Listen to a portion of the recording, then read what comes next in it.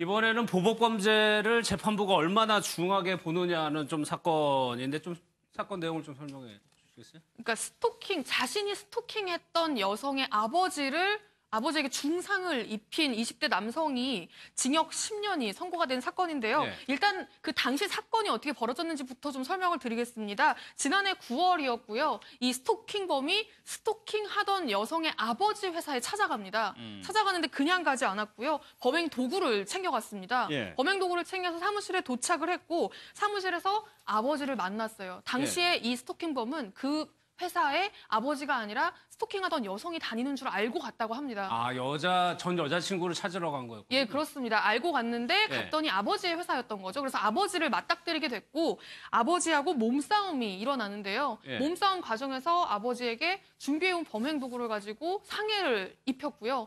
그렇게 상해를 입히고 그 과정에서 아버지 동료들에게 이제 붙잡힙니다. 예. 그래서 경찰에 이제 체포가 됐습니다. 그런데 이 둘의 관계가 양지민 변호사, 제가 네. 여자친구라는 표현이 잘못됐네요. 사귄 교제한 적이 없네요. 네, 그렇습니다. 이 연인 관계가 전혀 아니었고요. 이 둘은 2015년 1월경에 온라인 그 채팅 앱 같은 게 있어요. 게임도 할 수 있고. 근데 그 게임을 통해서 이제 알게 되면서 대화를 주고받은 거예요. 그래서 이제 온라인상에서만 얘기를 하다가 남성이 이제 실제로 만나자라고 제안을 합니다. 네. 그런데 여성은 거절을 한 거예요.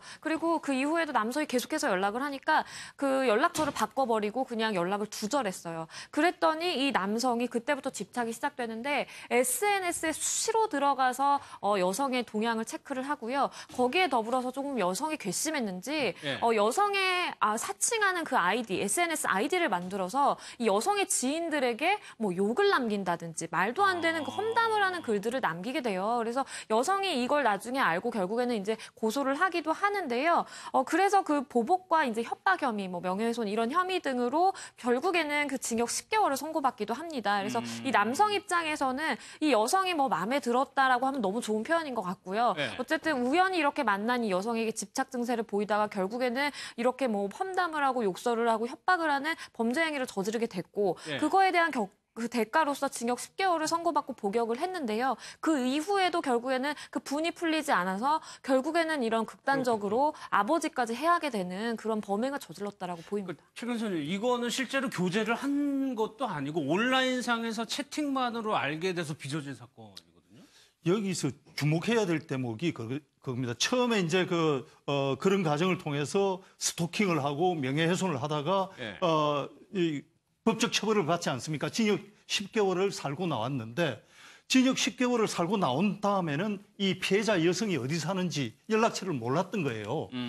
몰랐는데 이제 보복은 하고 싶었죠. 그래서 이 그 가해자가 한 것이 온라인상에서 SNS를 통해서 꾸준히 그 여성에 관련된 조회를 해가지고 결국은 그 여성이 SNS에 자기 사진을 올린 것을 보고 다시 이 사진을 자기 주변에 퍼뜨리면서 네티즌들한테 여기 장소가 어딘지 아는 사람 있느냐 하고 네티즌들한테 물은 다음에 이 피해자의 아버지 사무실을 알게 됐다는 거거든요.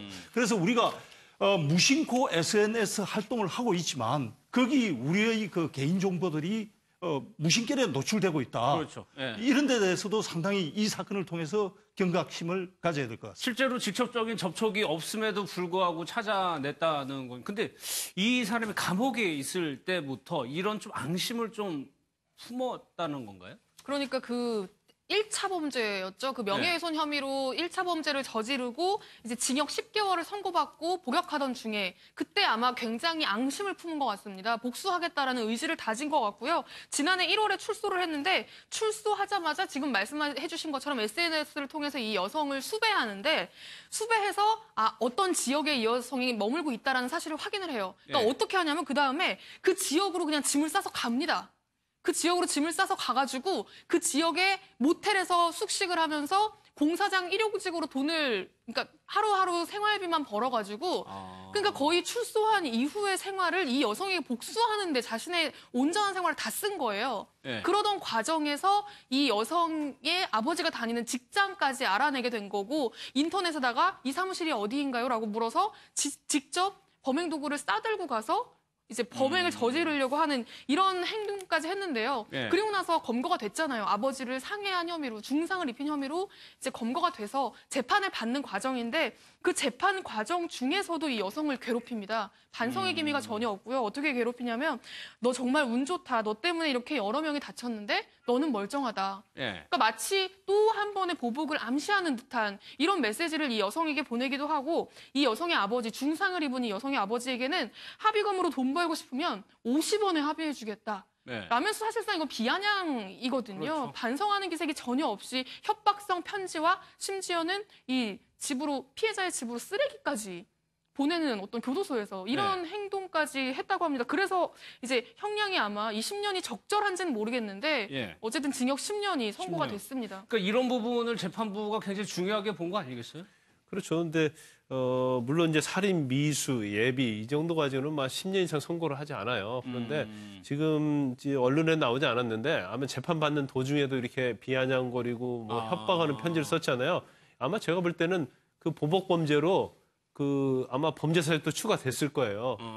그러다 보니까 재판장도 이런 식으로 하는 거 보니까 전혀 죄를 깨닫지 못하고 있다. 그런데 일반적으로는 명예훼손을 고소를 당했고 또 보복이나 협박으로 징역 10개월 살았잖아요. 네. 그러면 내가 이렇게 괴롭히면 나는 계속 처벌을 받고 구치소나 교도소에 오래 있을 것이다. 그렇게 생각할 수 있음에도 불구하고 지금 계속적으로 이런 행위를 하고 있잖아요. 네. 그래서 약간 이제 편집적인 증세가 있지 않나 싶고 지금 이런 사람 특징은 이제 교도소 내에서도 또 편지를 계속 보낼 거예요. 이게 형이 확정되고 나면. 네. 그리고 가장 우리가 우려할 것은 10년의 형이 확정이 된 다음에 형을 10년 살고 나오면 또 이런 짓을 할 가능성이 크다는 거죠. 네. 그래서 이제 여러 가지 뭐 법제도 시스템에서 이런 경우에 대비해서 어떤 뭐 사회보호 처분이랄지 이런 것이 있어야 한다. 이제 그런 얘기가 나오고 있는 이유가 이런 범죄자들 때문에 나오는 거예요. 알겠습니다. 술에 취해서 오토바이를 몰다가요 행인을 치고 달아난 남성이 나흘 만에 붙잡혔습니다. 김혜지 기자의 리포트 보겠습니다. 도로를 건너던 행인이 빠른 속도로 달려오던 오토바이를 피하지 못합니다. 튕겨져 나온 오토바이 운전자는 주변을 서성이다가 다른 승용차가 쓰러져 있던 행인을 다시 치는 장면을 바라만 봅니다. 승용차 운전자와 잠시 얘기를 나누는가 싶더니 오토바이를 타고 그대로 달아납니다. 29살 김모 씨는 술을 마시고 오토바이 운전대를 잡았다가 새벽 출근 중이었던 60살 외국인 노동자를 들이받았습니다. 오토바이와 승용차에 잇따라 치인 피해자는 병원으로 옮겨졌지만 결국 숨졌습니다. 이곳에서 피해자를 발견한 승용차 운전자가 경찰을 부르자 오토바이는 자전거 도로로 도망쳤습니다. 김 씨는 여자친구의 집에 숨어 나흘을 버텼지만 결국 경찰에 붙잡혔습니다. 현장에 사고로 떨어져 나온 오토바이 부품이 김 씨 검거의 결정적인 단서가 됐습니다. 현장에 오토바이 부품이 하나가 시동 그 장치에 앞에 있는 카바가 떠져 있고 자기가 친지를 몰랐다고 얘는 사람하고 부딪히지 않고 그냥 넘어졌다고 그러니까요. 경찰은 김 씨를 도주치사 혐의로 입건하고 승용차 운전자와 함께 검찰로 송치할 예정입니다. MBN 뉴스 김혜지입니다.